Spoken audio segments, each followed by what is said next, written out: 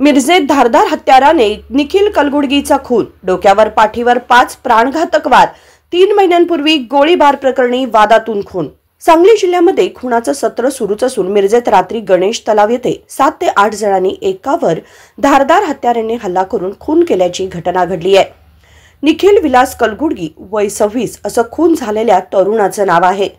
या प्रकरणी ऋषिकेश कलगुडगी यांनी मिरज शहर पोलिसात तक्रार दिल्यानंतर आरोपी प्रथमेश ढेरे, विशाल शिरोळे, सरफराज सय्यद, प्रतीक चव्हाण इतर 3 ते 4 जणांच्यावर रात्री उशिरा खुनाचा गुन्हा दाखल करण्यात आलाय।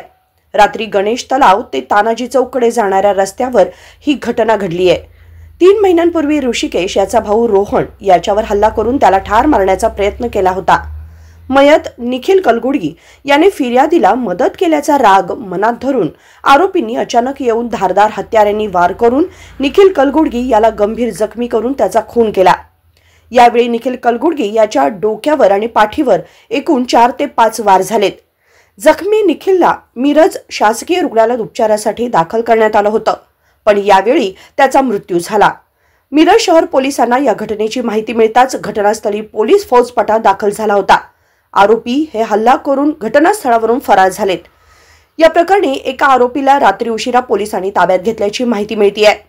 बाकीच्या आरोपींचा शोध घेण्यासाठी 2 पोलीस पथके रवाना करण्यात आल्याची माहिती पोलीस निरीक्षक किरण रासकर यांनी दिली आहे।